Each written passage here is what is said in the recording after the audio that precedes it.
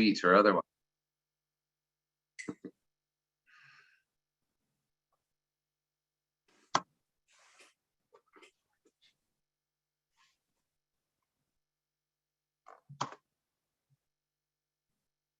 Perfect.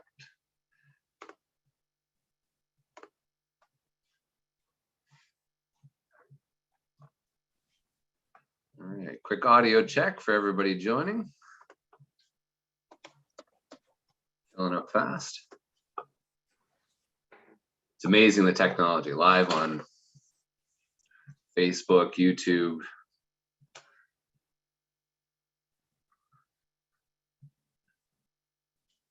We'll just grab this for 1 second. Yeah, we got it. Perfect.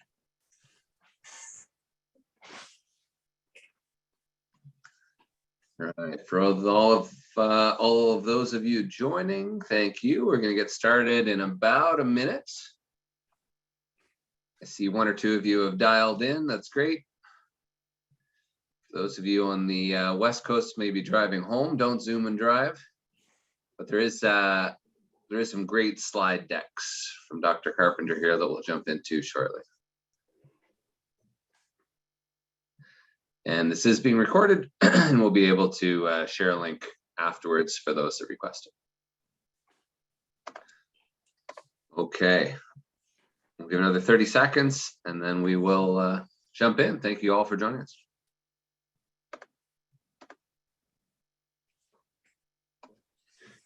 While we're there, for those of you that are connected, we'll do a bunch of Q&A, as well as some panelist discussions towards the end. So feel free to use the Q&A functionality, and also the chat is open. And just to get a sense of where you're coming from tonight, please let us know in the chat whereabouts in the country you're dialing in from. We ran this a little later to make sure that we could keep our West Coast associates. In Karson, it looks like it's bright and sunny where you are. You're either on the equator or that's what you call a good virtual background. It's always sunshiny in my virtual background. Fantastic. Good. We got some Minnesota, New York. We've seen a whole plethora of work lately in the lease negotiations throughout not only the city, but also upstate. Delaware, fantastic. Thanks for joining us. Maryland, just did a Bethesda agreement today. Texas, Miami, lots of interesting changes lately in Miami in terms of rental rates, vacancies, etc. New York, and Tracy, yes, I think as long as everybody can hear, looks like everybody can hear. And we've got some Falcon fans. All right, on that note, before we get into football, let's jump right in. Well, first of all, thank you all for joining us. Greatly appreciated. I've been looking forward to this for quite some time. Dr. Karson and I were just sharing a little bit about how we first met. This was late 2017, early 2018. We were down in New Orleans at a national sales meeting for Covetrus, the world's largest vet supply company at the time, as we both do a lot of work for both on the Henry Schein side as well as Covetrus side. And Karson was very helpful to share some good best practices through it. So it's been years in the making, and one pandemic that's brought us through here today. So very, very, very thankful for having our guest speaker, Dr. Carpenter, join us this afternoon and this evening to really help talk a lot about the top questions we're getting. And God knows, each and every one of you have gone through the ups and downs, through the craziness. So this is a great opportunity now that we finally got an opportunity to breathe, see the light at the end of the tunnel, to really make sure that we're all caught up in terms of the latest for OSHA compliance, right? And then also looking backwards to make sure that there's nothing that we might have done that might have caused issues within the lease Or more importantly, how can we help to the landlord to help pay for some of these? How do we help to juggle between space and compliance and ergonomics, etc.? So a huge amount of attendance this evening, so really appreciate everybody joining us. To give you a little bit of background on Cirrus, for those of you that haven't heard of us before, a few components. On the next slide, Karson, is we've been really 27 years in the business. So we're pretty unique. We're a hyper-specialized dental tenant representation firm. That's it. That's all we do is dental office lease negotiations, which keeps us pretty unique. We've done over 12,000 of these. We've now have some of our legal and leasing team that have been with us now for over 19 years, almost 1,500 negotiations just from one single individual. So it's pretty incredible what we've seen, learned, and how we can help doctors navigate this with partners such as Dr. Carpenter and compliance training partners.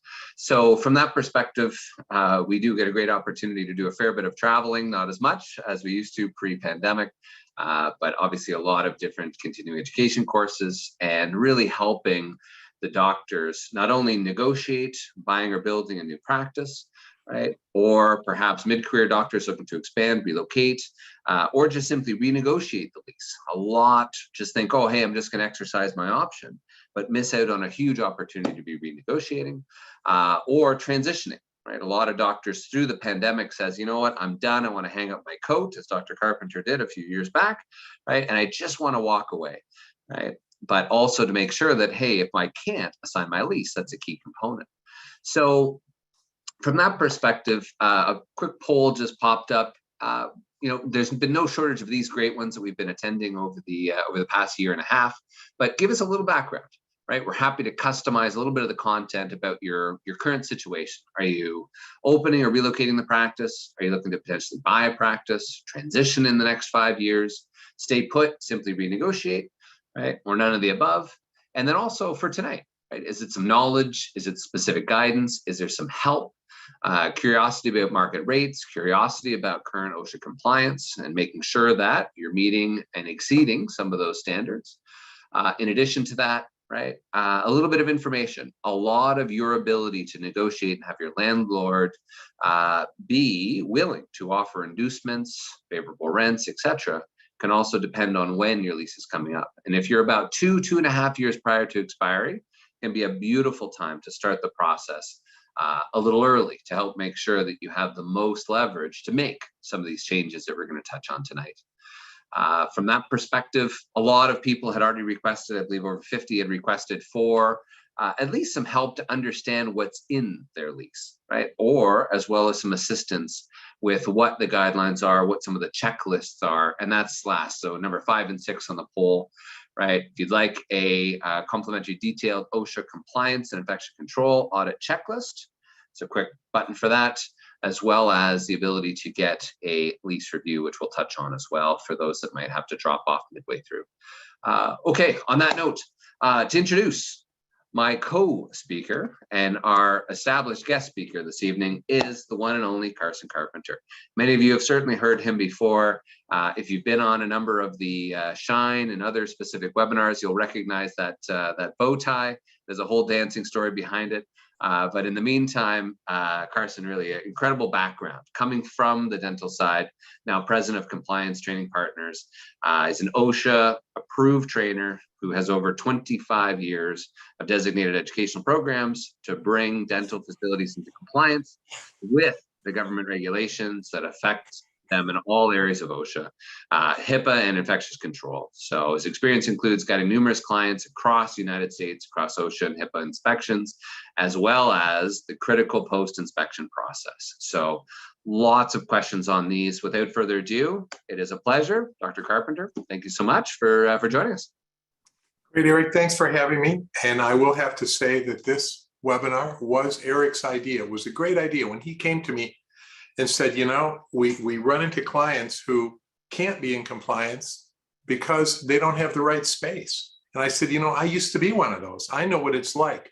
So designing for compliance is something near and dear to my heart because, you know, when I was in the wrong space, designed the wrong way with the wrong things in it, almost impossible to be in compliance.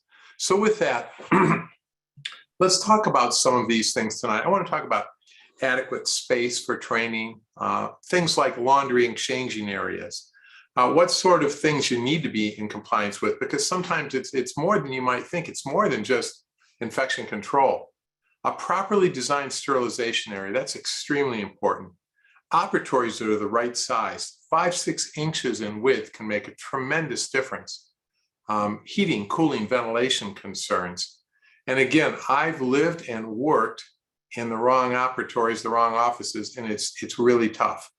So first of all, OSHA does have a requirement to train people. Training is, of course, so important because we all work with hazardous chemicals. We need to train the employees on how to work with them. We need to have a written hazard communication program. We also need to train people when they first come on board, then at least annually. So this is an ongoing thing. It's not like a one and done thing. You know what? We never had a training room. We never had a space where people could sit down. Pretty hard to train when you don't have it. One of the things I'm going to say is when you design a space, think about having a training room. Doesn't have to be big, but you're going to do a lot of training. And what it turned into for us, when we suddenly had a training room, we started doing morning huddles every morning consistently. That helped grow the practice. That was the cheapest square footage we ever added. Now, another requirement is to have laundry and changing areas. I can remember when the OSHA regulations came out and said, look, you've got to do laundry at your facility or use disposable.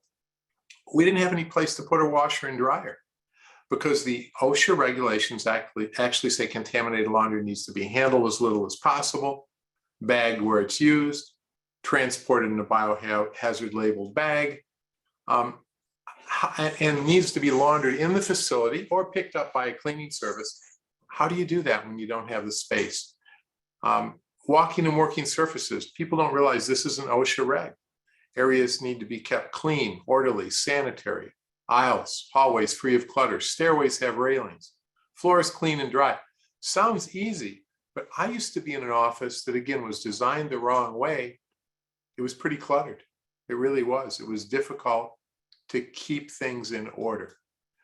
Means of egress, this is another OSHA requirement, not having obstructed escape routes, not having locks or fastening devices on doors, either battery backup or glow-in-the-dark signs, emergency lighting, fire and smoke alarms, 2 ways to get out of a facility.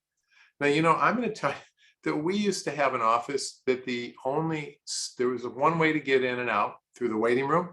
The other way was through the doctor's private office. And that office was so crowded. I don't believe we were in compliance. I've even been involved with a number of inspections over the years where doctors like me had tables or desks or cabinets or file cabinets in front of a door, and they got cited for it. So we need to talk about how do you get out of a facility? Heating, cooling, and ventilation. Here's a big mistake that we made. OSHA says that you need to look at ventilation. They even have it in a subpart called subpart G. They talk about vent fans and clean air machines, high volume evacuators, vacuum hoods in the lab, but also HVAC circulation. You know, when we had our first office done, I didn't have a clue. I really didn't have the right heating and cooling system. For a few bucks more, I could have had one that had a bigger blower, circulated more air, had more outside air source to make the place safe. Things that you want to consider when you're designing an office, upgrading an office, building a new one. And first aid subpart K, you need to have an eye wash. In our old office, it was really hard to even find a place to do this. But you need to have an eye wash station. It needs to be inspected weekly. Employees need to know where it is, know how to use it. This should be part of your design consideration. And electrical safety.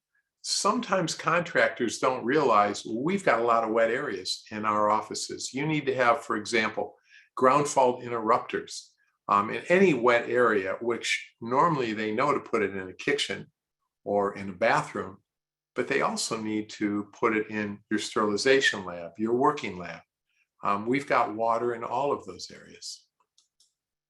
Now, operatory design, you know, I see a whole lot of assistants working like the one on the left. And, dentists and everybody in the dental profession, hygienists, assistants, we all have a really bad record of having neck and back problems.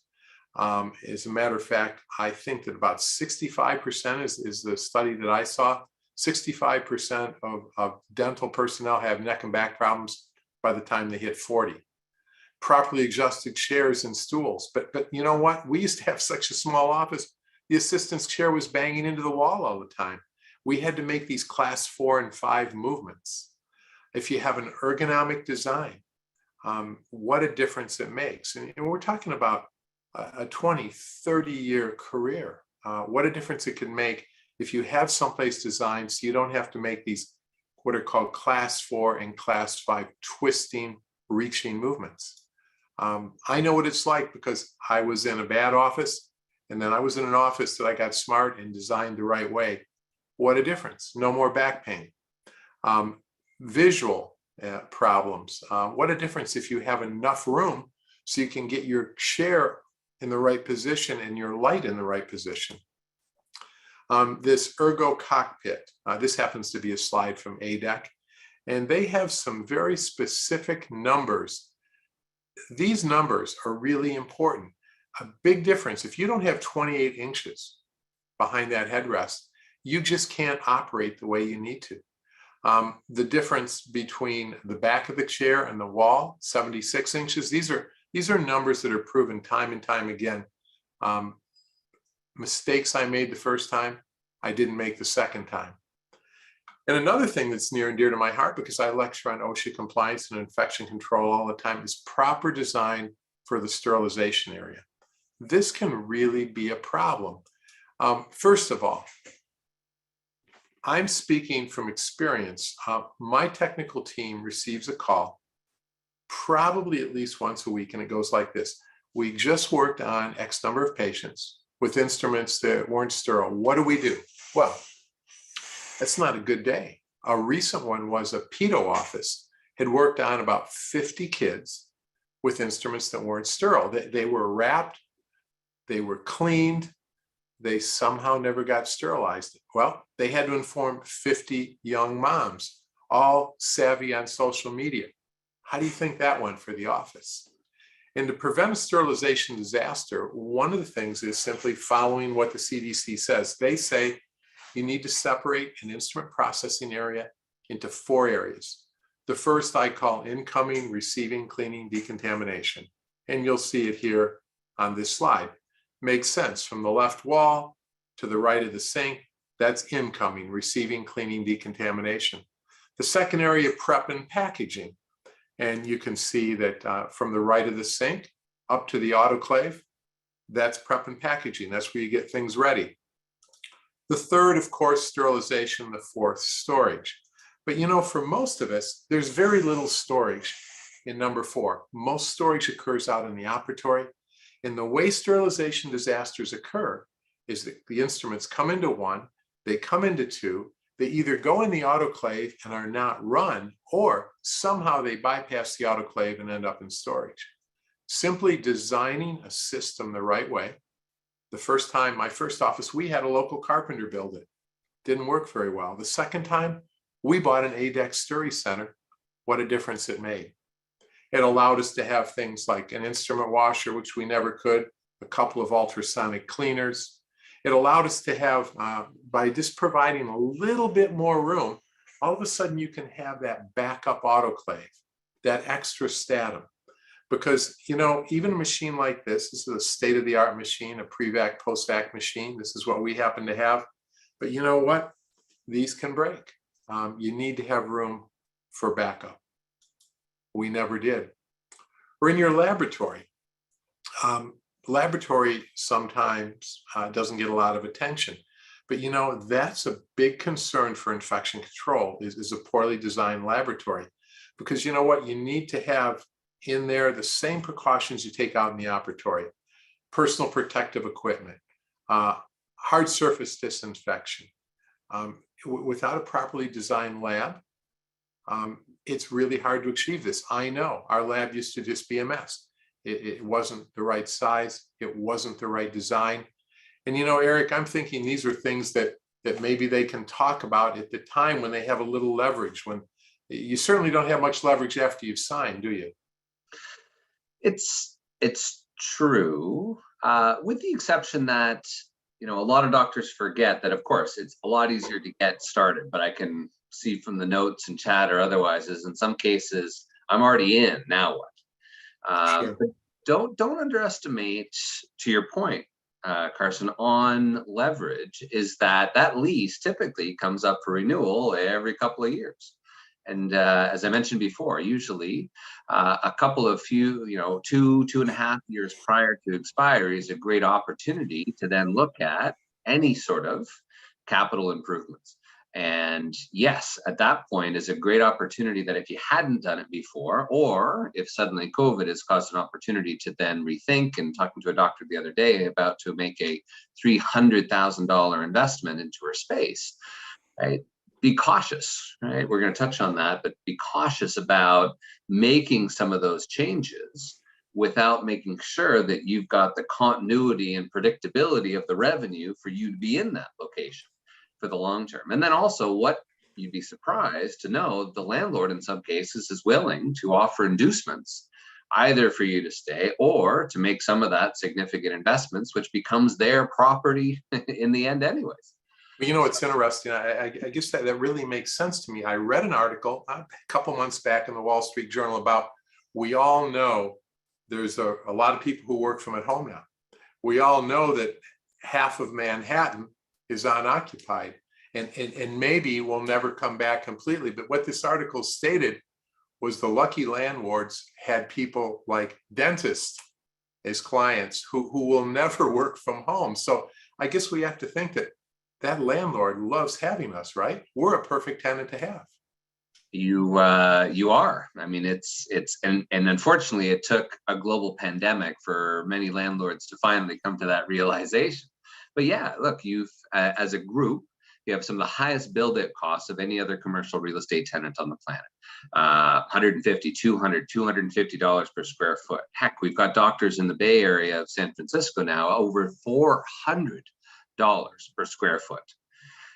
Then on the flip side is the default rate, right? In many cases, less than 0.5% as an occupation, that after 10 years that the dentist would not still be in that location. Well, the same study, the survey, the restaurant, right, is almost the inverse. That after 10 years will be in the same space.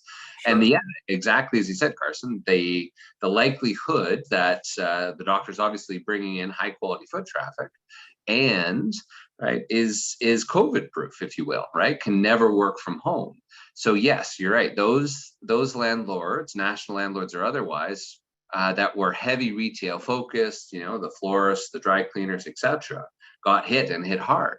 Yet those that had a significant medical, dental, vet type of tenancy, right, in many cases didn't miss a beat. Well, I'll tell you, with all of that being said, that's certainly a reason why don't make the mistakes I did in my first office. Make sure you have adequate room for all of those things. And we're not talking about lots of extra square foot. We're talking about a couple foot here, a couple foot there that will actually allow you to be in compliance. It's really tough when you don't have that. And the next section I want to give everybody what the most current recommendations, best practices, regulations are on COVID. And again, you'll see some things in here that rely on having a properly designed space. Now, first of all, OSHA's role hasn't changed. OSHA is all about keeping employees safe. OSHA literally doesn't care about our patients. OSHA only cares about employees. So another interesting thing for you, we've all heard about this emergency temporary standard that came out this summer. Well, it no longer applies to most dental offices as long as you're screening everybody who enters the facility. The only exception would be if it was somebody who was known or suspected to have COVID-19. So we're talking about if you're treating those type of people, that would be a hospital-based practice that has airborne precautions rooms with negative air pressure. That's not the people on this call, I don't believe. So if we do things right, and I'm going to tell you how, it can be exempt from the emergency temporary standard. So make sure that you do a couple things. One thing, whether you're exempt or not, and I think everybody on this call can be exempt, you need to have a COVID-19 hazard assessment and a COVID-19 safety plan. It's absolutely required. You can download it for free at compliancetrainingpartners.com. The existing regulations protect the dental team, continue to provide annual training, continue to provide training to all new employees as part of the onboarding process. Make sure you keep doing the things that have got us here. We have an incredible record in dentistry. There has not been a single cluster of COVID coming out of a dental office. So don't let your guard down. I see some people starting to let their guard down. Keep updating medical histories before every visit, sending it via email or have it on your website. Keep screening people. Now, temperature checks are optional. You don't have to temperature check, although I still think it's a good idea. We bought all those no-touch thermometers. They only take 5 seconds, but you need to ask the questions. Have you been around somebody who may have had COVID? Have you exhibited symptoms? And of course, go through them: fever, cough, muscle pain, shortness of breath. Have all of these things right there at the front desk. Let them know that we're still doing a screening. They may think it's over. It's not. There's going to be a screening. You expect them to show up with a face mask or a cloth face covering. And of course, if anybody is symptomatic in any way, they've got to reschedule their appointment. Pre-procedural mouth rinses, they're really proving to work. They cut viral load considerably, either chlorhexidine or hydrogen peroxide. Try to get people who are accompanying the patient to wait in the car. If they won't, they need to be screened as well. Keep your waiting rooms pretty basic. Again, having all of the extra items out of there. No more remotes and magazines and toys. Remember to mention to patients when they depart, please let us know if you're diagnosed with COVID or are symptomatic in the next 2 days, because we then need to follow these healthcare personnel with potential exposure guidance. You can find it at our website. You don't have to shut down the office. You don't have to quarantine. You simply have to self-monitor. Throughout the day, keep disinfecting these high-touch surfaces. Make sure you have signs throughout the facility reminding people about respiratory hygiene, hand hygiene. Again, staff members, self-monitor and document it. I check it off every day to prove you're doing it. Any symptoms at all, people have to go home. It's not like the old days where we'd work through it with, blowing our nose under the mask and keep working. We can't do that anymore. Have the room preset so you don't have to open doors and cabinets. Cover your keyboards with clear protective barriers. These are all best practices guidance from CDC and OSHA. Now, if you find you have patients coming in, I'm sure you do, who had COVID, they are deemed safe to come in if it's been 10 days since symptoms onset, 24 hours have passed, and they're not taking any fever-reducing meds, so they're not taking Tylenol. Their other symptoms have improved as well. Now, if you had a patient who had severe to critical illness, or they were severely immunocompromised, they have more strict rules. You can find those, again, at compliancetrainingpartners.com. You'll see a COVID-19 Learn More button, and those things are just free for your taking. Now, one thing I wanted to mention is we have the opportunity here to determine what type of PPE we want to wear. Again, if we're screening everybody who comes through, we are exempt from the emergency temporary standard, but we then have to use our professional judgment to determine what type of PPE we use. I highly recommend consulting the CDC COVID data tracker. You can also look at your state and local public health department data, because you want to know, is my community in low, moderate, substantial, or high transmission levels? Then you can determine your PPE. And I'll show you how. First of all, it's stated if you're performing aerosol generating procedures, and aerosol generating procedures are considered using an ultrasonic scaler, a high speed, an air water syringe, an air polisher, air abrasion. If you're doing any of these and you've screened the patients, you still need to use an N95 respirator if you're in an area with substantial or high levels of transmission. Okay, you still got to do that. Remember, N95 masks are really respirators. OSHA considers them respirators. you need to have that written respiratory protection plan, fit testing, medical evaluation. Again, when you have to do these things, it's kind of nice that you've got a little extra room in your office, that it's designed the right way. By the way, all these items can be downloaded from our website. The respiratory protection plan, fit testing video, the link to 3M's online medical evaluation. So if you're in one of these high levels of transmission area or substantial, you're still going to be wearing N95, face shield, or goggles. But now you have the ability to use your professional judgment based on your community transmission. That's something I really like, that has changed. Face masks, face coverings, these need to be worn at all times in the dental office unless your staff is eating or drinking. This means business office staff still needs to wear cloth face covering or face mask. A dentist, dental assistants, hygienists, if you want to preserve your face mask and wear a cloth face covering, you can, as long as you're not doing direct patient care. As soon as you switch to direct patient care, now you need to wear a surgical face mask or a respirator, depending on what you're doing. And the reason we want to keep doing these things that we've been doing, do you realize that in this country, about 9% of people have contracted COVID. About 25% of physicians and nurses have contracted COVID. About 2.7% of dental personnel have. I mean, that's a great record. Tout it, talk about it. We should be proud of it, but I want to keep it that way. So we don't want to let our guard down. Now, engineering controls are a big thing, according to OSHA, to keep an office safe. But the things I'm going to tell you right here, I couldn't have done these in my old office. I didn't have any opening windows.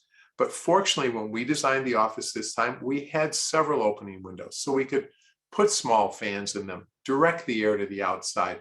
So now we had not only vent fans in the bathrooms and in the labs that we ran all the time, we had them in several operatories. Make sure to have your heating and cooling system fan turned on during working hours. Now you're circulating air 6 to 8 times an hour. Directional airflow, according to OSHA, to direct air from staff areas like the lounge or kitchen or front desk, private offices, towards patient care areas, not the reverse. So what you end up doing is directing this river of air the way you want it. You don't want it going from your operatories towards your kitchen, getting on your sandwich. You want the air going from the kitchen towards the operatories and finally culminating in something like this, a fan that takes it outside. Again, you know, these are things I couldn't have done, Eric, before with my old office until we designed it the right way. And fortunately, we did it before COVID struck. So some simple things you can do, again, run those vent fans you have full-time during working hours. Talk to a heating and cooling person. And as Eric was saying, maybe when you're renegotiating, you can talk about opening up that outside air source to your heater and air conditioner, having a more efficient blower on your furnace. Continue to use plexiglass barriers, of course, in your business office, also back in your lunchroom. And these are simple things, inexpensive things that we can maybe get your landlord to do. Increase that airflow. Maybe put on a UV disinfection device like you see here. Put in better filters. All these things make your office safer. But again, if you don't have the right type of design, you can't do it. So what I want to offer everybody, of course, is this was kind of a quick 50,000 foot view of where we're at with best practices, guidance from OSHA, guidance from CDC. Certainly visit our homepage for the most current information. We have a lot of good information on there. We keep it up to date as things change. Certainly call us or email our customer help department. And I think also there's the opportunity to, I think Eric's team will be glad to send you an OSHA and HIPAA audit checklist. I suggest you take those things and go through them, you know, once a year. Once a year, go through and see where you're in compliance and see where you're not. Eric, how you find that helpful for your clients, some of the things we talked about? I mean, they have an opportunity here to not make the mistakes that I made. Yeah, and it's a key point, and again, we're really going to be digging this in. I see some lots of good questions, so we'll pose in a second. Then we've got a great panelist side, and then really as we touch on these as they pertain, I mean, look, what we hear all the time, as I'm sure you do as well, and I'm sure we can ask for some hands, right? Doctors, would you not agree, for the hundreds of you that are in attendance here, would you not agree that it's more difficult to open and run a new dental practice today than it was 5 years ago? Than it was 5 years prior to that, right? There's the hands going up. Then it was 5 years prior to that. Then it was 5 years prior to that. So we're on this ever increasing steep incline that, look, all we want to do is be chairside and provide great clinical care. Unfortunately, there's all of the these new and changing rules and compliance and components, etc. And it's just as applicable as things are looking and changing, and even something that you might think is completely static as things as so far as an individual lease. So Karson, if you unshare for a second, we've had a couple of quick questions to do. So just as a quick one, Dr. Carpenter, there seem to be minimum sizes for operatories, sterilization areas, etc., that you're recommending in order to be OSHA compliant. Where can we find some of these recommendations?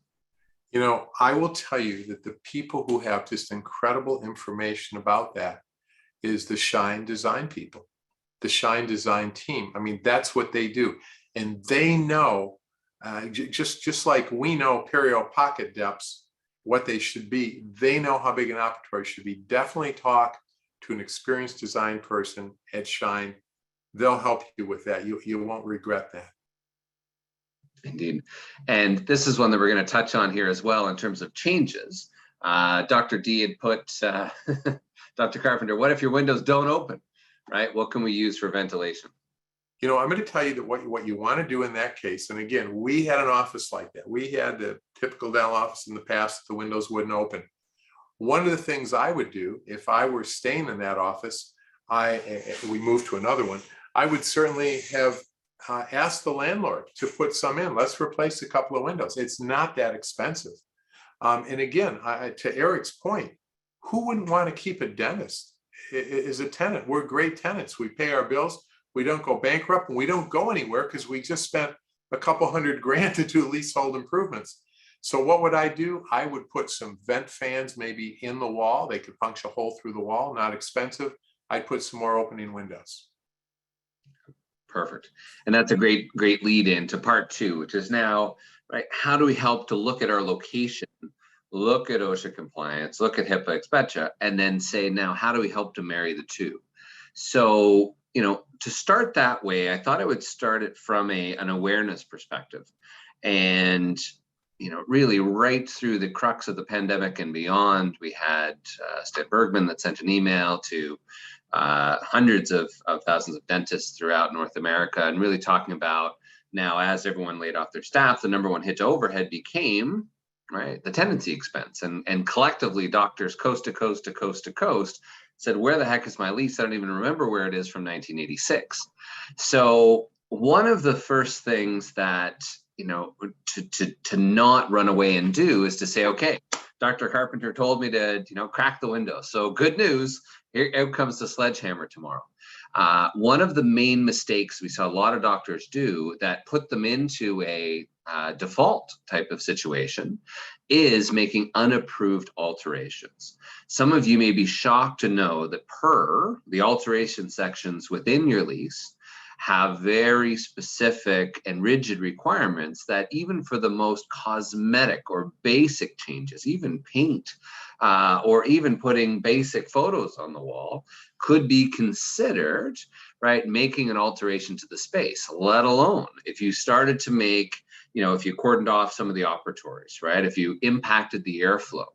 Without even knowing it, you might have impacts to, you know, fire codes, et cetera, right? If there's a smoke detector in one location and suddenly you put up those plastic barriers in between, unknowingly, right, you've now made changes, alterations to the space, which could, again, has created doctors to be in a default situation. And if there isn't a notice period on your lease, you may still be in default and not know it. What does that mean? Well, when it comes time to renew your lease or just exercise your option, the landlord could say no, right? We saw a tragic case with an orthodontist that she was faced with exactly that, was found in material default, and she was not allowed to exercise her option. That can also negate your ability to assign the lease for your assignment and subletting section within your lease, right? Where that one particular clause could have a major impact and prevent you, or could potentially prevent you from even being able to sell your clinic. So that's a big one. Another one to be aware of is, as we saw last March, April, and May, doctors coast to coast saying, whoa, I'm shut down. What do you mean I still have to pay rent? Right? Reaching out to the landlord to say, whoa, right? Hey, Karson, I'd like a few months free. Right? The landlord then comes back and says, okay, no problem. Send me your last 3 years worth of audited financial statements and tax returns. Okay, well, hang on a second. No, okay, I'll just keep paying rent. Right? Yet, without knowing it, a lot of doctors had a specific provision deep within their lease that stated that for whatever reason, COVID or otherwise, if there was a request from the landlord to be able to see your financials and you did not provide them typically in a 10 to 15 day period, that as well could cause you into a default provision with or without notice. So that's a big one. The other thing to think of as well is if the landlord at the time, or the landlord's broker, or the property manager, et cetera, said, don't worry, Dr. Carpenter, just, pay me what you can and we'll figure it out later, or we'll spread it out over the next 12 months.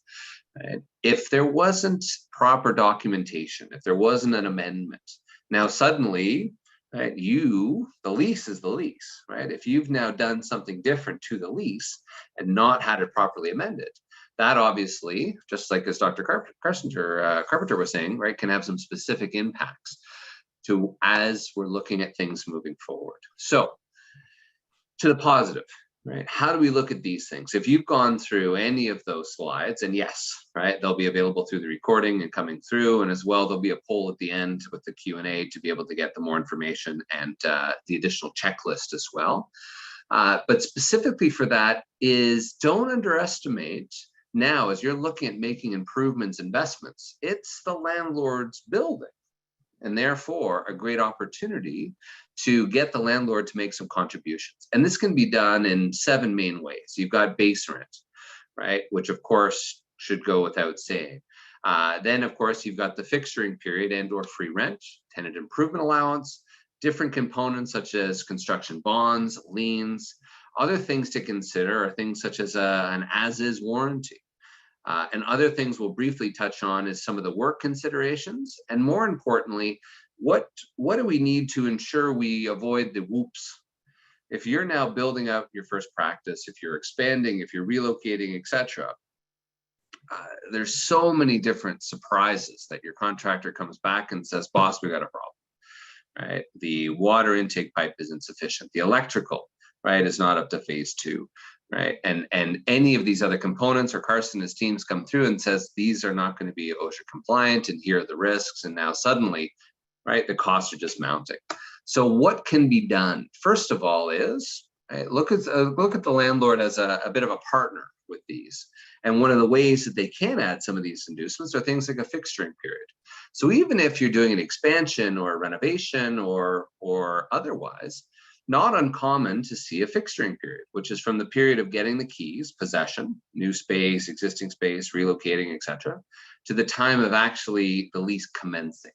That time can typically be negotiated to be at $0 for base rent. You still may be responsible for paying triple net, but that fixturing period is great from a cash flow perspective, that as you're making the investments, as you're getting the contractor, and as you're not providing full clinical care, not a bad opportunity to be asking for some of that help, right? So that specifically gives you some good opportunity, but be cautious, right? The devil's in the detail of how it's defined.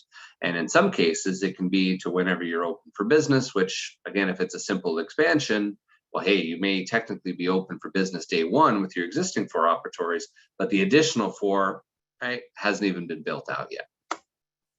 The other piece is free rent, which is commonly confused between the two. Free rent is once you're up and running, and you've now month 1 of a 5-year term or a 10-year term, those are the months where you're getting to, as an inducement for signing a longer term, right, to help with cash flow, you're getting this at $0, right? So that's considered free net rent, because you're still typically responsible for paying those net charges, taxes, maintenance, and insurance. This can be great, but be cautious. What we do see is, brokers or otherwise will say, good news, I'm getting you all these 6 months worth of free rent, yet actually they're just tacked on to the end. They're tacked on to the last 6 months of term at the end of the 5 or 10-year term. And while that's just increased your total commitment to the landlord and potentially their commissions as well. We've seen some lately, even with COVID, some large institutional landlords, for one, in exchange for a 10-year term, we were able to get 1 month free for each of the 10 years that we had negotiated for the renewal. So there's lots of ways, as you're saying, oh my gosh, Karson, how do I, find the money for this? How do I, it's death by 1,000 cuts.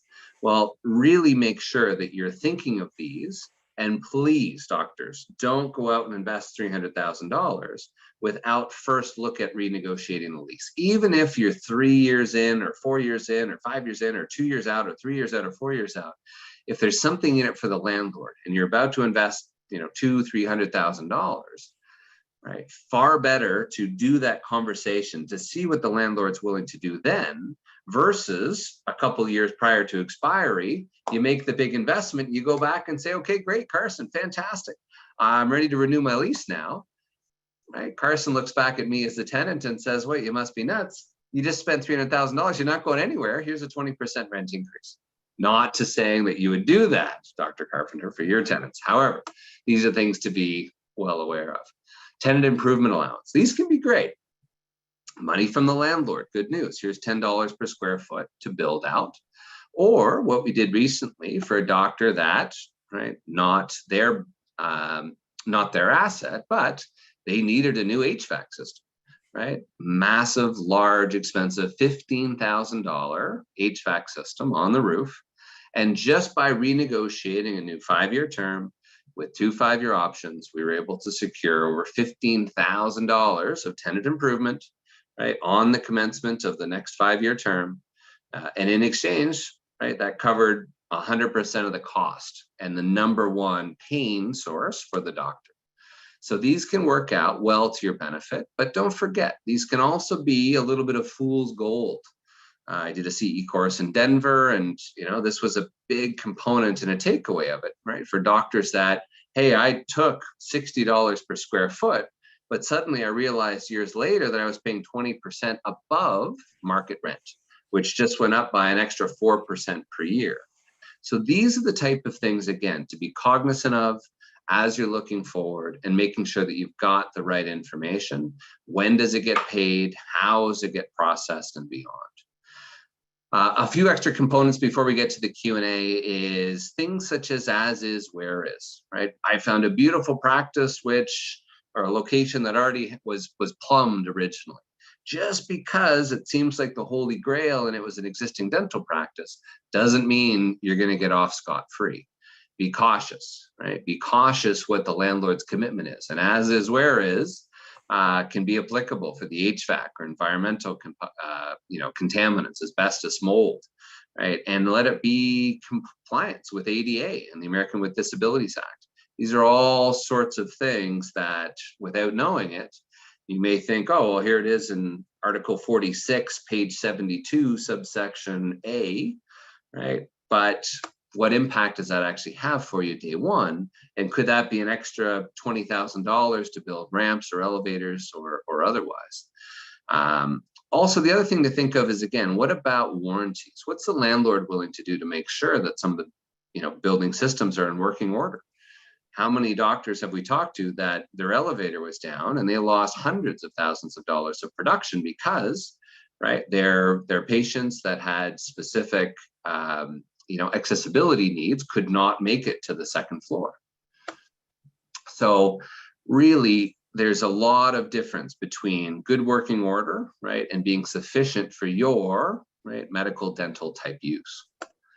And really, the last thing to leave you with, Landlords Work we could spend a whole seminar just on this, but the basics. And how many times you may have heard horror stories of, you know what, we built it this beautiful practice, suddenly at the 11th hour, right, we couldn't run our handpieces because the actual cold water supply was a 1/2 inch or a full inch versus 1.5 inches or 2 inches and beyond. So the tiniest little details, so important. You've got a team that's dental specific, that's done it before, and again knows what can go right, and more importantly, what can go wrong, and then to make sure that the landlord agrees to it in the lease, so you avoid the whoops, you avoid the surprises. We heard one example, over $20,000 it cost because they had to rerun, right, the plumbing line, right, and where the sewer was, because wait, it wasn't the landlord's, it wasn't in the lease, right, yet it wasn't sufficient for how the doctor had designed it or planned to design it. HVAC is another one. Usually about 1 ton for every 250 square feet of rentable area, right, to heat and cool per your drawing. So it's important to make sure that that is aligned as well. And warranty, right? If the landlord's going to be making these improvements, a lot don't think about to say, well, hey, what happens if it doesn't work after the first month? It's great that it's done for you, but suddenly if the sink doesn't work or the bathroom doesn't work or the door is sticky, well, why is that back onto you? They just finished work on it. Okay, again, just as a reminder, lots of extra Q&A here that we'll jump into in a moment. So good news, now we're going to be here all night. Karson, you and I are going to go through each and every one of these negotiable clauses in our leases. Kidding, but these are very important. This is a great one to do a quick screenshot on, because these are just one of the dozens and dozens of leases that can be improved, right? Can align to what Karson was mentioning this evening, right? As well as to be aware of that could have hundreds of thousands of dollars of risk to your practice, such as assignment and the ability to sell, demolition or relocation. We just reviewed a lease the other day of a dentist in Los Angeles, and the landlord said, good news, 60 days notice, and we can move you to any other unit, not only in the building, but also in their complex. And the landlord would cover 100% of the base rent, 100% of the relocation cost, up to a maximum of 2 months of base rent. So good news, right? $8,000, and the doctor's suddenly on the hook for hundreds of thousands of dollars of build-it costs. One big one here is death and disability. I can't stress this enough. If COVID has taught us anything, is to be prepared for the things we never thought would happen to us in our life. And things such as a death and disability clause gives you and your estate the ability to either A, terminate the lease, 3-6 months worth of notice, and be absolved of all that continuing liability, right? Or at least the ability for your estate to renew the lease in preparation for sale. So things like a death and disability clause is something that probably is the last thing on your list. But you'd be shocked to know that the lease that you've signed or have today is actually already binding to your successors and heirs. So heaven forbid, if something were to happen to you this evening or on the drive home or otherwise, that lease then is binding to your spouse or kids or executor, etc. So these are just small little things which has a huge value to you, yet a very small cost to the landlord, if any, that really can help make sure that you can sleep at night knowing that your estate, just like as you've done for your wills and estate planning, is well prepared for the unexpected.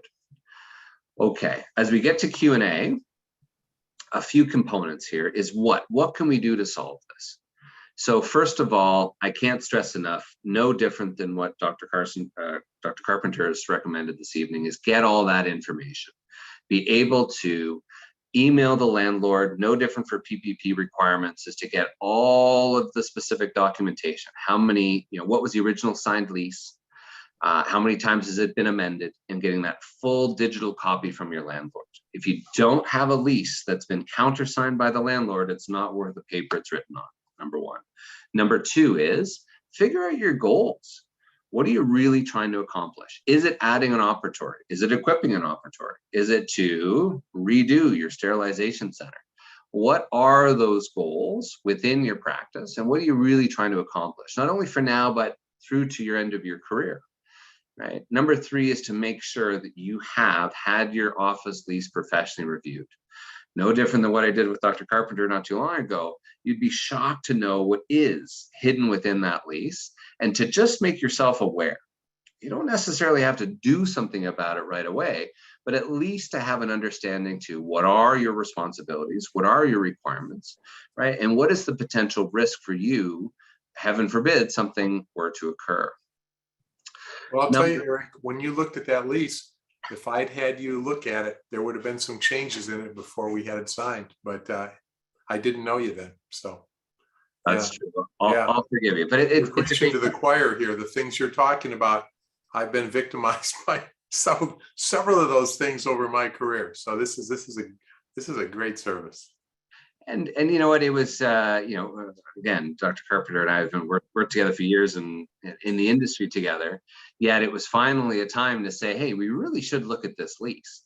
And you know, geez, I signed it years ago. I really haven't had it looked at. I think it's fine. Right. Yet pretty shocking that within a quick half an hour phone call, we were able to find 6 or 7 things that Yeah, you did.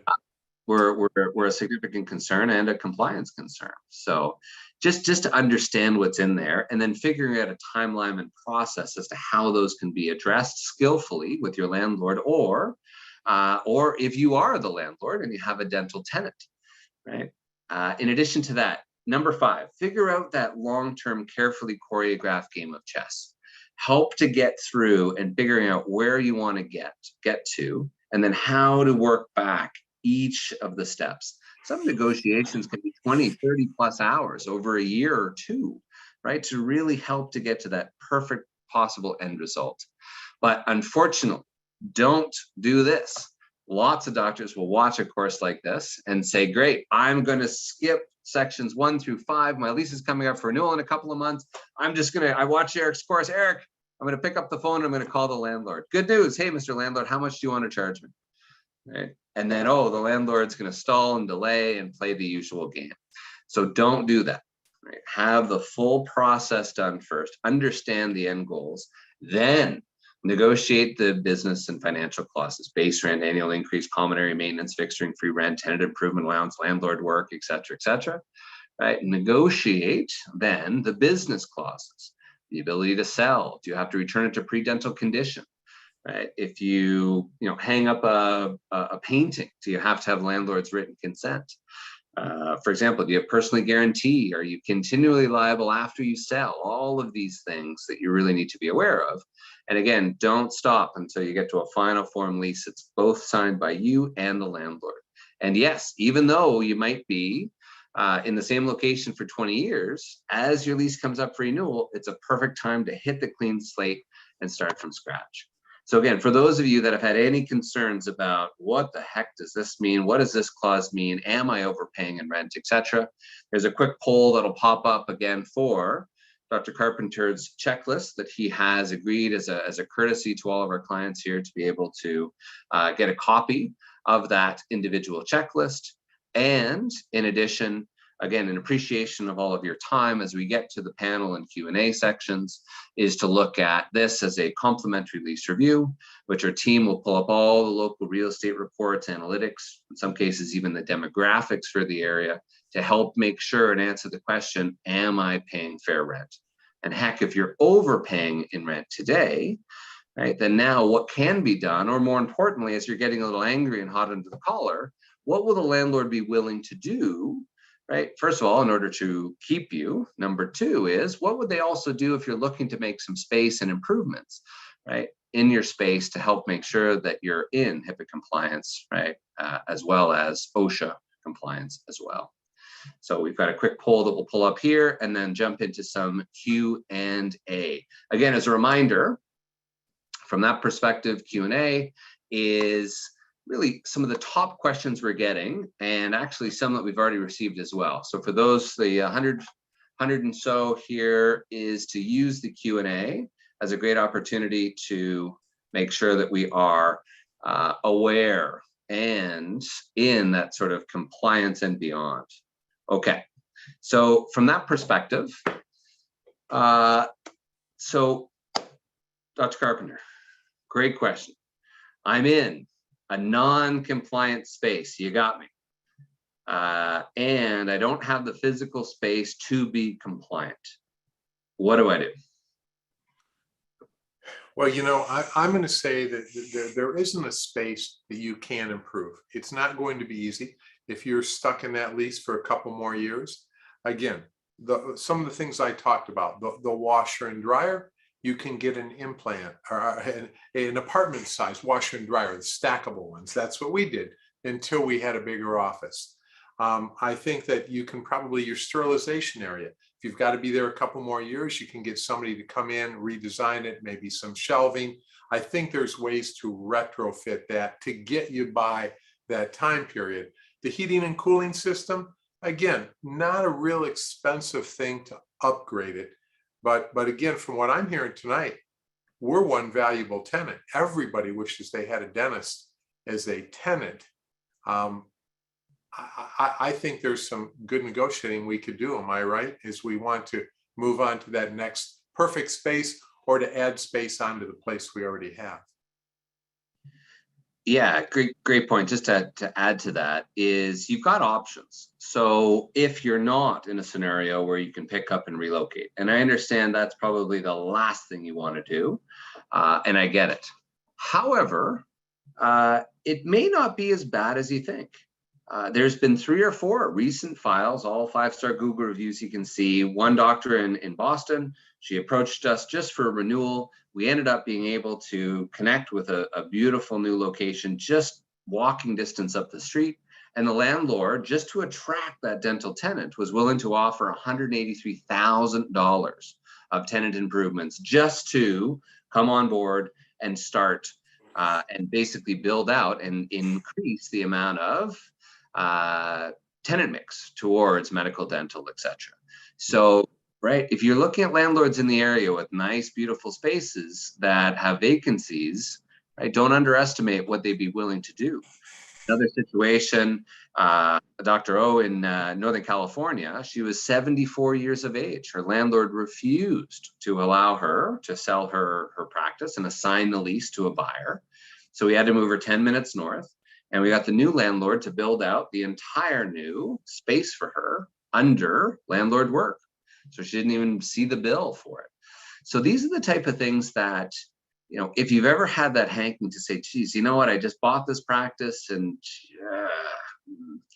right, there's so many doctors, there's a whole group of doctors in New England that we helped one move, and they just suggested to all their peers to do it. And they've all reiterated it's been one of the best decisions that they've done. So they can really look at it from a tabula rasa, clean slate, and to look at things differently. So you've got 2 options. One is obviously looking at things to see how much that new landlord would be willing and enthusiastic to earn your business. And number 2 is, if you physically can't, then bring the landlord in. It's not unheard of at all to say, look, there's some compliance issues with your building being able to run a specific dental office out of, right? There's some onus there for the landlord, and use that to your advantage to say, look, I don't want to relocate, but I need some help if I'm able to stay.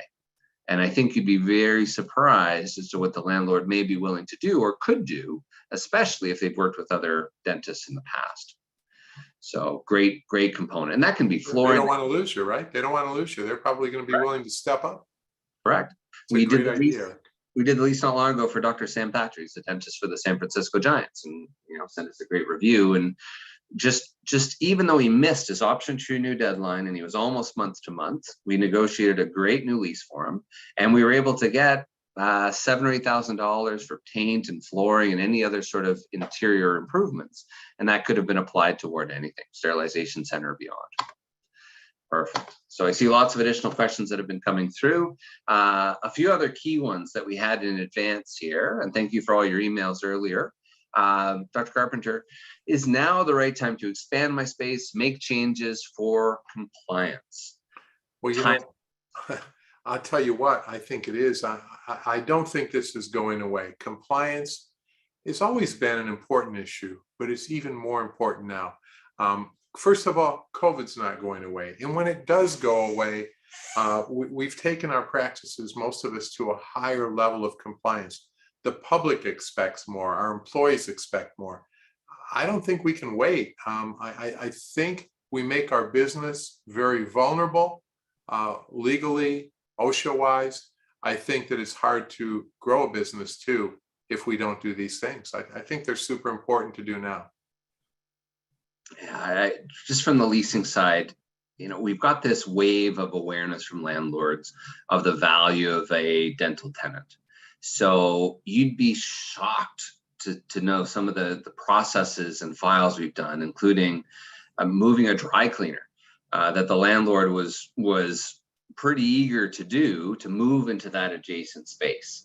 So even though you think that, hey, that X bakery next to me has been there for years, you'd be surprised what the landlord may be willing to do, especially with the impact of COVID.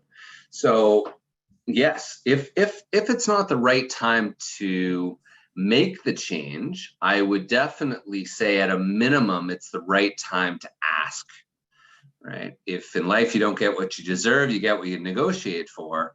And we've been incredibly successful to be able to leverage the unknown of COVID to either iron out annual increases, especially as inflation and everything else is going through, but also to leverage that to say, look, I know my lease isn't up for another 9 years, but I'm in the space where I'm contemplating long-term plans and I might need to expand because I do need a staff room. I do need this. I do need that. I've been able to weather the storm. And now, right, what's available into adjacent spaces or potentially even a different little satellite space within your building. Lots of those examples. And you, I think, would be shocked to know what the landlord may be willing to do, either one big coterminous lease, right, for that larger space, or things like a blend and extend is a great technique that we've been doing a lot of, which is to then blend the additional square footage, extend the space, extend the lease, right, and be able to benefit from the economies of scale because you're that much of a bigger anchor tenant. Risk. So, hey, Karson, I've been not compliant for years. I haven't had an inspection. Hey, can I still hang out in the gray zone? Or if I do get an inspection, is it a slap on the wrist, or, how would you advise the doctor that says, you know what, there's risk if I walk across the street in the morning? How would you address this, Dr. Carpenter? Well, there's no doubt that there's risk to whatever we do in life. But to me, this is a risk we can't afford to take. This is our business. This is our livelihood. And when a doctor says to me, well, you know what, I don't know if I want to, I'm not that worried about compliance right now. I don't know anybody in my area who has been cited, who's been inspected. Well, you know what? You're one phone call away. All an employee has to do is call anonymously OSHA, and they must address the complaint. So, if you have 5 employees, you have 5 chances somebody could pick up the phone. So compliance is just something and I'm not going to tell you that I think every single rule and regulation is right. I mean, I'm one of you. I practice dentistry to make a living. I know what it's like, but I do know that we need to protect our business. We need to mitigate risk. And in this environment, all of our employees know we're supposed to be compliant. So what's the risk? The risk is big time. Yeah, and just to echo, we hear the similar thing on the lease. Hey, I've had the same lease for 20 years. It hasn't been a problem. Why should I do anything to fix it now? Well, just because the landlord hasn't taken action on it, no different than an employee, with, holding you accountable to alterations or holding you personally responsible. Maybe there just hasn't been the damages yet. Maybe there hasn't been the opportunity for you to sell your clinic yet. Just because it hasn't been an issue doesn't mean that there's not ticking time bombs in there that could be a significant risk or hundreds of thousands of dollars of risk. To the point, if there's a 1% risk, why not just fix it, right? Proactive investment versus some reactive cost is a perfect way of looking at things. Is it ever going to be perfect? You and I both know it's an ever evolving perspective, but that doesn't mean we should just stick our heads in the ground and say, you know what, I hope it won't be an issue. When retrospect, if you could have gone back in time after an issue to say, shoot, I only wish I had a death and disability clause, and now I've got lower back pain or hand tremors. Now I need to sell my clinic, or I'm incapacitated. And now suddenly I can't because the buyer can't get enough of a term from Bank of America, because suddenly my options were personal to me. So, hey, I was only thinking about me, but now suddenly, right, my spouse or my business partner can't sell my practice for me. Well, you know, Eric, the funny thing too is when you go and do the things you need to do to be compliant, lo and behold, what it did for us, it made us more efficient, produce more, and create a facility that really had happier employees. We didn't have to worry about liability. And you know what? It made it a facility that then people wanted to buy. So it was something that really increased the value. It was the best thing we ever did. It had a lot of benefits you wouldn't even know about, wouldn't think of. So from that, a lot of questions about dairy centers. A lot of questions. A lot of doctors say, you know what, with COVID, I want the whole center part of my practice to be encased in glass, and that my sterilization center, I want to be seen by every single one of my employees as they're walking to and from the lunchroom. I want every patient to see it as they're walking to and from. I don't want it to be in the back closet. This is my central focal point. So from that perspective, Dr. Karson, we're seeing a lot of that on the design side. Is it being really a core component? What would you suggest in terms of best practices on the design of either a redesign or design of a sterilization center? Well, I'm going to tell you that at one time the sterilization center was right this area in the back, this kind of dark area hidden away. But that was at a time maybe when patients weren't as concerned about infectious disease. They weren't as knowledgeable. They weren't so internet savvy and savvy on infectious disease. To me, I think the sterilization center should be state of the art. It should be front and center. It should be well lit. I think it should be part of the office tour. I mean, patients may not be asking, although today they usually do. But even if they're not asking, they're wondering, is this place safe? Can I take my family here? You know, be on the offensive. Show them that sterilization center. Let them know that you've designed it, like the slide that I showed you earlier. I showed you 2 slides, that this sterilization center is state of the art. We practice the same level of sterilization that name your local hospital here in Ann Arbor. University of Michigan Medical Center does. You know, show it off. Tout what you're doing. Make it look good. Show it off. Great. Tips. So this is a personal one, and then just as a reminder, lots of Q&As have come in, and we'll touch on those in a second. Feel free to add any additional to either the notes, the chat, or the Q&A. But this is one, perhaps on a personal basis, to expand on what you were saying before. So a lot of doctors here that might own their own real estate and say, well, hey, the lease isn't a concern or otherwise. So from your perspective, obviously you've now gone through the lease review, and you and I did that over Zoom not too long ago.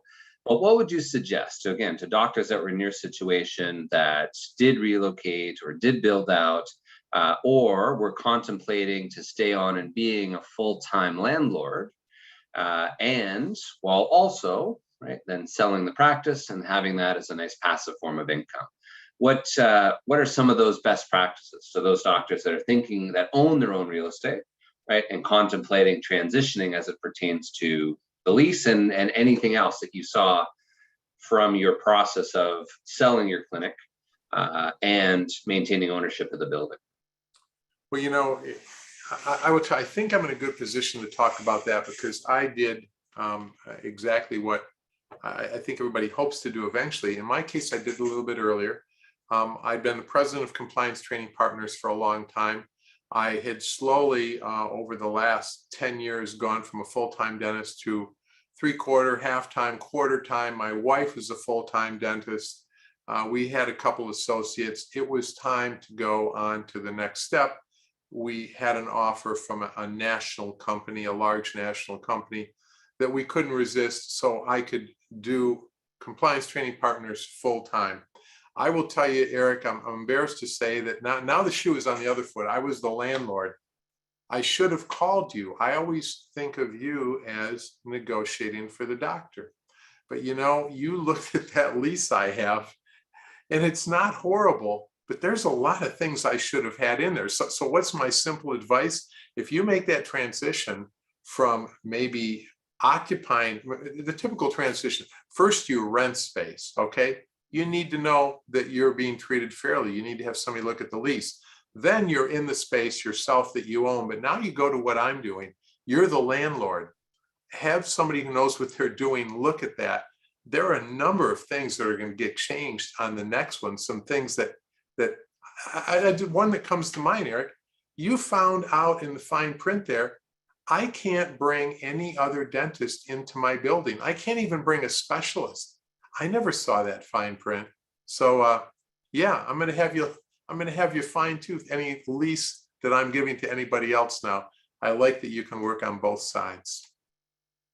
Happy to assist. Even if even before you transition, right, it's important that at least you've got something that separate your corporation that owns the building from your practice corporation. And that's important, obviously, from a tax audit perspective. We did a great webinar not long ago with Bob Gray, one of the great dental accountants through the country, that really said how important that is to make sure that it's based on fair market rents. Number two is also a liability piece. Who's responsible for what? Snow removal, salting, sanding, etc. What, where is that delineation of cost and breakdown? And then number 3 and 4 is the value of the building, value of the practice. Even if you're a standalone building, it's so much easier to design something now that's very landlord friendly, that heaven forbid something were to happen to you or passing away or otherwise, and you are still the practicing dentist. At least how much easier is it to say to the buying associate or buying doctor to say, well, hey, this is the lease we've had for the past 7 years. I'm just going to assign it over to you, and they pick up right where you left off. Well, hey, if it's good enough for them, it's good enough for me. So there's some great strategies there. Again, for those of you that are dental landlords, so overlooked to say, oh, well, hey, I'm just paying myself out of my own pocket, right? Yet there's so much more to that, especially, right, from an estate planning, liability, tax, audit, right, and just value, to say the least. If you try to sell, and again, you're using the same credit card to buy, a package from compliance training partners, as you are to fix the roof, suddenly when you go to sell, all the financials are garbled, and it becomes that much more difficult to separate what is a building expense, right, an accurate building expense, and what's an accurate practice expense, right? So I see we've had lots of additional questions. So again, happy to stay on for a few extra minutes for everybody here. Great to see lots of extras from New Jersey and otherwise.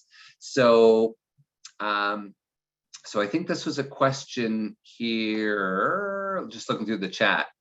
Spiga Burgurney plus a tall paramedic on the doctor's side and assistant side, and a wheelchair with the caregiver. So I think we're talking about sizes here. So what about those, especially with some accessibility concerns? So for those, especially maybe oral maxillofacial or otherwise, what would be ideal in terms of size wise? So there's some questions about, gurney, tall as a paramedic on the doctor's side, assistant side, and or a wheelchair with a caregiver.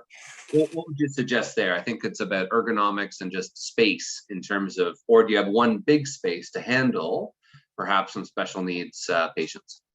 Well, again, this is exactly what I did when I went from the first office that was wrong to the second office where I learned my lesson.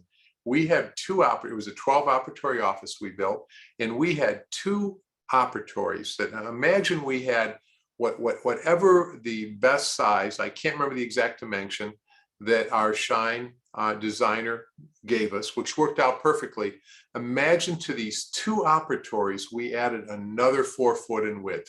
Those became our special needs operatories. Now, at first you might think, wow, there's 8 foot times 15, all of a sudden you got a couple hundred square foot that you're paying for. But guess what? It turned into an incredible amount of referrals of special needs people, wheelchair bound people. We even had in the ceiling, we had it reinforced so we could put what's called a Horcher lift. So in those 2 rooms, we would have the wheelchair come in, the lift would pull them up out of the chair, lift them into the dental chair. Because we've all worked on patients in a wheelchair. And if your neck wasn't sore, I don't know how. So yes, I think you should have at least 1 room that's truly special needs that you can easily get into a wheelchair in. And if you were redesigning a new office, it doesn't cost much to put in a lift. And you may find that that more than pays for that extra square footage. It certainly did for us. Yeah, that's a great point. Lots of additional questions that we have here. Another one is, do you talk to your landlord to be more compliant with new regulations? Question number 1. And then the part 2 is, and how can we approach that, or the staff that are objectors, since that, so much of this has become so political and whatnot. So, perhaps let me discuss the first, and I'll pass the second part to you. But the staff components is talking to the landlord to be more compliant. So in short, yes. Step 1 is, first of all, figure out what your responsibilities are within the lease, and if you've done anything beyond, or if you're out of compliance of the lease, meaning you've made unapproved etc., then you just need to be cognizant of it. It's workable, but you want to be cognizant of that in your next negotiations. So, but yes, through the process, I would suggest is that if your lease is coming up for renewal 2.5 years out, or if you're about to make a significant investment, not a bad opportunity to then say, look, right, I want the lease to be aligned to the investment I'm about to make. There are some compliance issues with your space, Mr. Landlord. And quite frankly, if I'm going to remain in compliance, which is critical for me as a practitioner and giving great clinical care as I have for 22 years, I do, Mr. Landlord, want some assistance to make X, Y, and Z proper. And there's no better time, even though the landlord might have been a complete jerk, it still gives you then the opportunity on the renewal, as you're about to sign a lease, which could be a check for another $1 million when looking at that $10,000 a month over the next 10 years, going up by 3 or 4%. So yes, that's a great opportunity. In terms of the staff side, those that are, how would you deal with the objectors? I won't call them troublemakers, but the objectors, those that are concerned, or those that may or may not have called the anonymous line. What would your suggestion be, again, let it be staff meetings or otherwise, to help talk about what you're doing for compliance, what you're trying to do to be proactive, and or getting feedback from the staff if they have concerns? Well, I will tell you what I always advise doctors to do is you want your staff to feel you've built this unbreakable, impregnable compliance fence, that if they aren't happy about the fact that they didn't get the raise they wanted or the vacation time they wanted, that one thing they know they can't do to you is call OSHA and get you in trouble. How do you do that? By making sure you do your annual training, by making sure you go around with the checklist we're going to send you, and that you are in compliance, by making sure that you have a compliance manual, an eye wash, a spill kit, that people who work there say, wow, I worked in a lot of offices, I never saw this being done. Then they're not going to challenge you. They'll think of other things. But right now, I find too many times a doctor practically in tears because somebody has weaponized OSHA. They've called OSHA because they're mad at the doctor. Don't let them do that to you. Even if you don't really want to spend the time in compliance, do it to protect your business. Yeah, great. Yeah, great point there for sure. Some additional follow-up questions, Dr. D. Does Cirrus help with lease negotiations on dental and medical combo practices? In short, yes. We've done lots of, medical, vet. We've seen chiropractic, physio, any sort of those ancillary. Just because it's not just dental, there still can be some significant unique provisions. So yes, we've got some great experiences there. George, happy to assist if you'd like. Feel free to reach out. My direct email is on the screen here. Another question, Lena. For Eric, we're looking to relocate our practice after 20 plus years, landlord from hell. I've heard that before. And have identified a space. The new landlord is in the process of writing a lease. How much time does your company require to examine a draft lease? And how would that relationship work? Please feel free to email at here. So yeah, great question. So in short, first of all, you all had the opportunity to do a quick request for a complimentary lease review. You'll see a section here, Lena, that for any urgency, I even keep the lines open and email open afterwards. So feel free to email me directly. I'm happy to assist. My phone number is there on the bottom. Extension is 3255. I'm always keep the phone lines open afterwards for those that are worried about getting a good night's sleep tonight.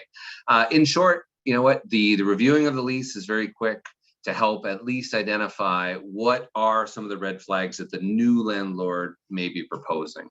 I would also ask if you signed a letter of intent, if it was a binding letter of intent, to send that on, but whatever you've received from the new landlord is key. I would also say, knowing that you have the landlord from hell, to look at your existing lease and to send me a copy of that existing lease as well. My concern there is that there may be provisions that you might be shocked with. Number one is if the trade fixtures aren't properly defined.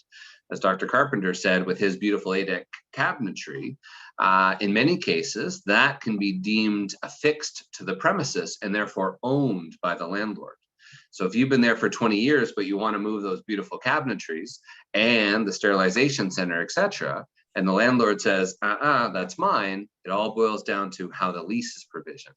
My other concern for you relocating is what's the landlord's right to make you responsible for things like a restoration language? Are you or surrendering? When you surrender and give back the keys, is there a requirement for you to return it to pre-dental condition, or to remove any of those leaseholds or alterations or changes you may have made to the space? That could be an additional $10,000 or $15,000 slush ball at the end. That's the last thing you need as you're about to build at a new space. So certainly, Lena, I appreciate your quick question there. I will make note of the email, and I'll certainly send you a quick one, as well as you've got my direct. Happy to assist personally. Okay, thank you. Thank you, Lena. Happy to assist. Okay, another key question from Dr. R for you, Karson, is it okay to eat lunch in the lab? Not on the same side as the equipment, but overall, is it harmful? So I've got a smaller space, I've got a lab, where do I eat? I might not have the training room, or maybe there's staff and they want to stay, socially distanced and it's cold and it's wintertime. What would you suggest to the question about, eating lunch in the lab? I'll tell you, there is just no way you can do that and not create a problem for yourself. I'm not sure what else or what other space you may have there. Maybe it's even, if there's no space at all, maybe it's not having any patients in the waiting room for a half an hour where nobody's there. I would suggest you not eat in any clinical area, operatory or laboratory. That's clearly going to be a violation. Don't take that chance. Great question. What are other day-to-day best practices? I mean, some seem incredibly simple, but hey, the staff starts to take a rest in some of the operatories, or tends to. What are some other sort of day-to-day major faux pas that you see when you assist, pre or post inspection, that my office manager's been here for 20 years, my dental assistant's been here for 15, and they've got the run of the place? That can be a problem to try to turn that ship around, right? But some of the things that I see when the inmates are running the asylum like that, you've got to slowly get it turned around. I think what you need to say is that we're going to start to do, we want to make some changes. We want to make sure we're in compliance and start to do some lunch and learn, start to have some education. I know you might not be at the level you want to be, you're feeling vulnerable, How do you turn it around? You don't turn it around overnight. Start through education. I see some of the things that I see often going on in offices are people wearing gloves going down the hallway, people not washing their hands before gloving and after gloving, people not changing masks between patients, people wearing personal protective equipment into the lunchroom or into the private office. Those are all things that you've just got to get turned around, because again, it makes your business vulnerable. It makes you vulnerable to inspection or being held hostage by employees. So get that ship turned around. Fantastic.